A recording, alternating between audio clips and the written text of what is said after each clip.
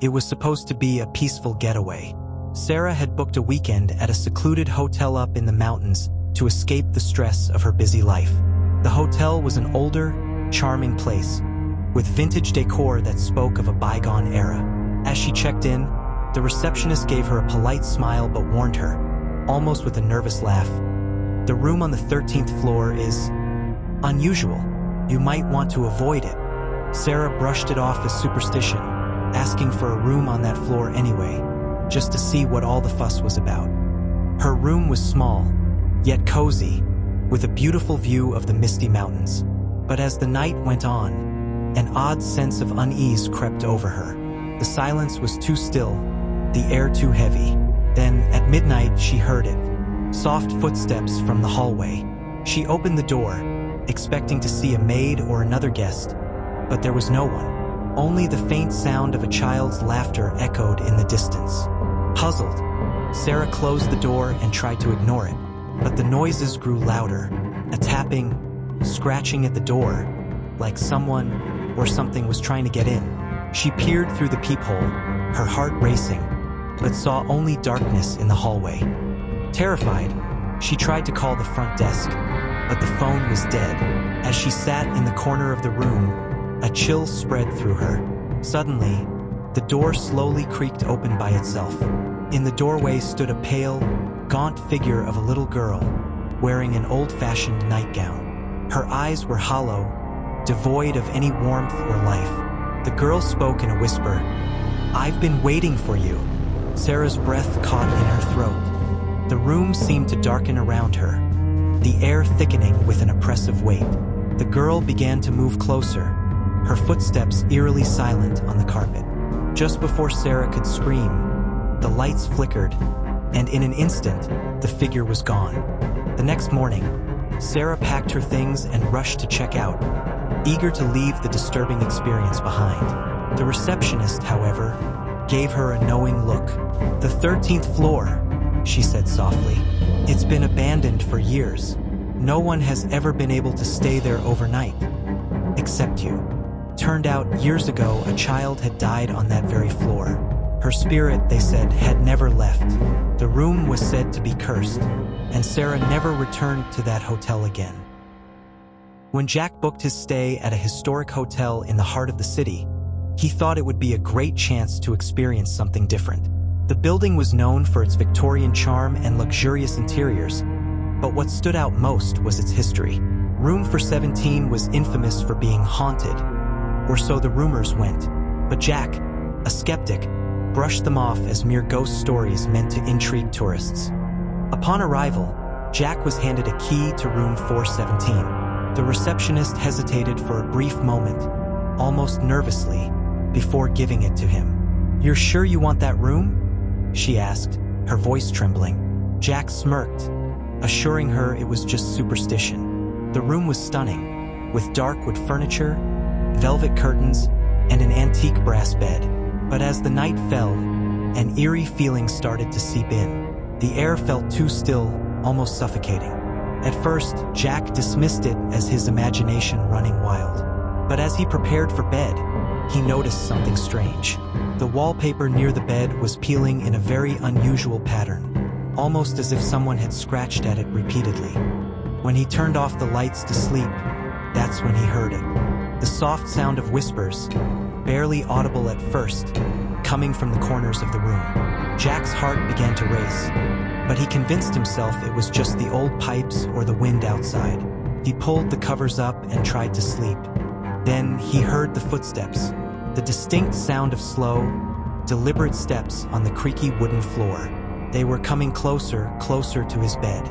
Jack froze, eyes wide open, staring into the darkness, his breath shallow. The footsteps stopped right at the edge of the bed. Then, the whispers returned, this time clearer, forming words that made his blood run cold. "Leave! Leave now!" Jack couldn't move, felt as though something was pressing down on him, holding him in place.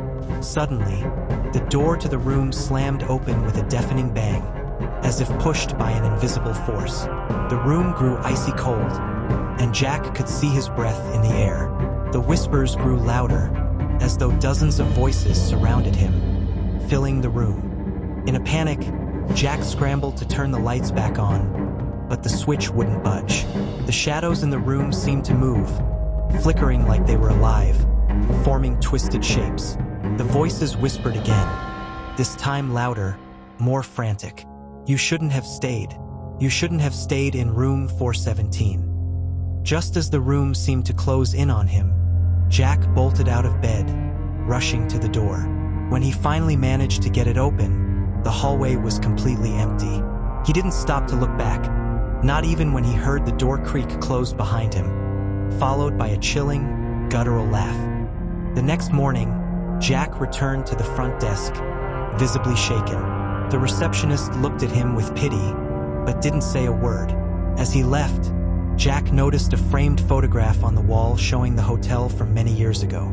In the corner of the photo was room 417, its door wide open, with a figure standing in the threshold, a pale woman's face staring directly at him. He never returned to that hotel again, but the whispers and footsteps haunted him for months after.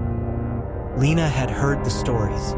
Everyone in the town spoke about the old hotel on the outskirts, especially room 9B. It was the only room in the hotel that had never been rented out for more than a night.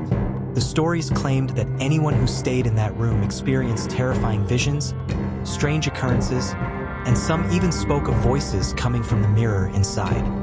Curiosity got the better of Lena when she found herself in the area one night, her car breaking down near the hotel. Desperate for a place to stay, she decided to book a room, dismissing the local legends as mere exaggerations. The receptionist was an older woman with a nervous, almost apologetic smile. But when Lena asked for room 9B, the receptionist's expression faltered. "Are you sure about that?" she asked, almost pleading. Lena was certain, shrugging off the warning. "I'll be fine," she said. The hotel was dark and creaky, with an unsettling quiet that settled in her chest. Room 9B was at the end of a long hallway, its door cracked open as if inviting her in. The room was dimly lit by the flickering light of an old lamp, and the first thing Lena noticed was the large, antique mirror that hung above the bed. Its frame was ornate, almost grotesque in design, and the glass was clouded with age. She settled in for the night, feeling a strange discomfort under the weight of the mirror's gaze. The rest of the room was ordinary, with a bed and a small nightstand, but the mirror seemed out of place, as if it were watching her every move. When Lena awoke in the middle of the night, she noticed something odd.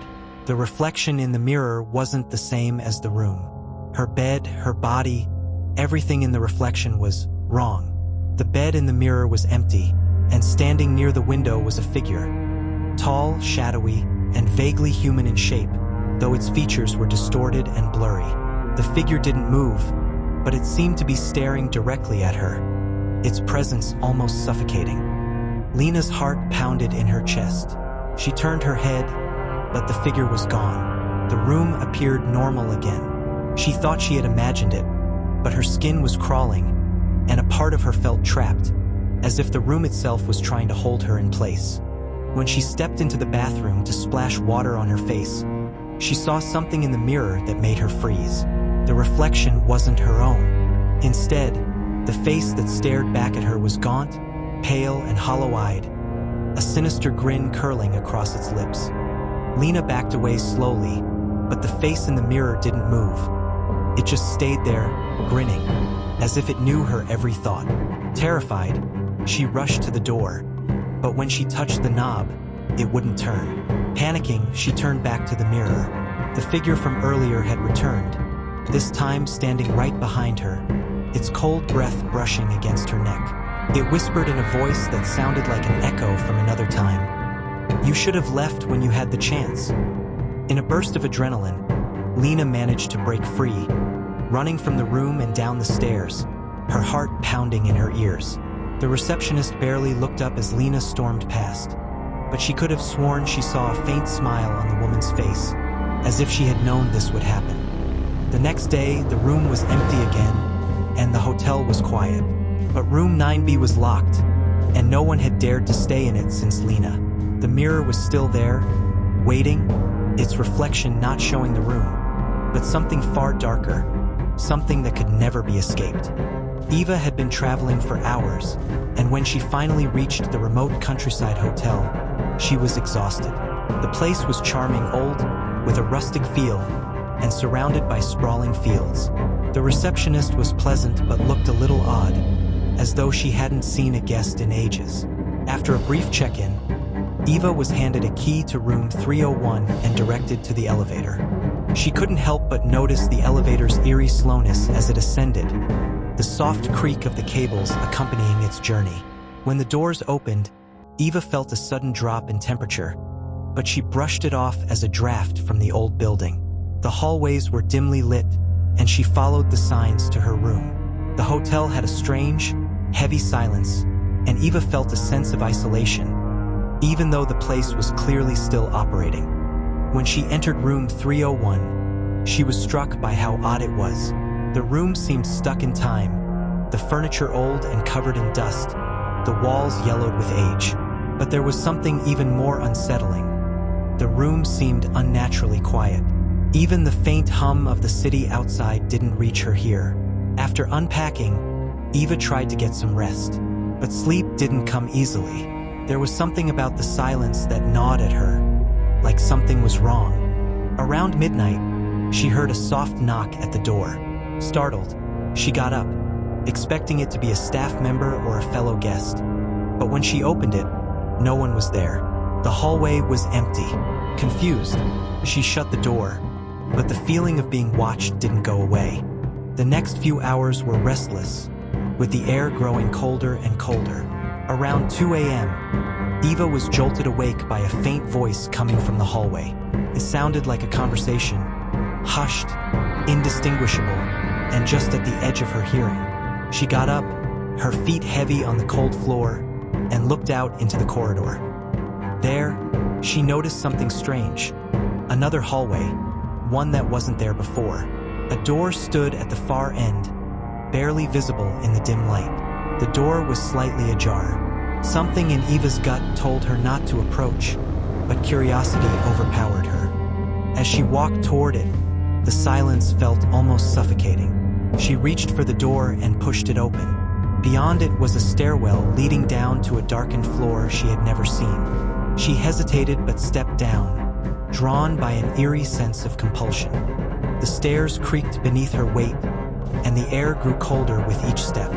When she reached the bottom, she found herself in a long, narrow hallway, lined with doors that all looked exactly the same. The floor was covered in a thick layer of dust, untouched by time. And as she looked down the hallway, she realized the rooms on this floor were labeled with numbers she didn't recognize. Numbers that didn't correspond to anything above. In a daze, she walked to the nearest door and slowly turned the handle. Inside was another room, but it was nothing like the others she had seen. The walls were bare, the floor stripped of carpet, and the only piece of furniture was an old, rusted bed frame with chains hanging from it. But the most disturbing thing was the mirror across from the bed, cracked and reflecting the entire room in an unsettling, distorted way. Suddenly, she felt it, the unmistakable sensation of someone behind her. She turned, but no one was there. The voice, low and cold, whispered from somewhere in the darkness. "You shouldn't have come here." Terrified, Eva turned to leave, but as she reached the stairs, she heard something. Footsteps following her, slow, deliberate. The sound grew louder, closer. She bolted up the stairs, heart pounding, the heavy footfalls echoing behind her. When she reached room 301, she slammed the door shut, gasping for air. But as she tried to lock the door, she realized something horrifying. The door wouldn't close. It was jammed. She pushed and pulled, frantic, but the door remained open, the shadows of the hallway creeping in. From the corner of her eye, she saw the door at the end of the hall, the one she had seen earlier, slowly creaking open. Eva's scream was cut off by the sudden jolt of the elevator descending, and in the blink of an eye, the hallway was silent again. When the doors finally opened on the ground floor, Eva stumbled out of the elevator, trembling, her mind in a haze. The receptionist looked at her with an almost knowing expression. Room 301, was it? She asked. Eva nodded, her throat dry. The receptionist's face softened with pity. I'm sorry, dear. Room 301 is not meant to be rented. It's been empty for years. The floor beneath, well, it's not even part of the building anymore. Eva didn't say another word. She hurried out of the hotel and into the night, the unsettling memories of what she had seen lingering behind her. She never returned to that hotel, but she knew that the forgotten floor, with its empty rooms and chilling whispers, would always be waiting.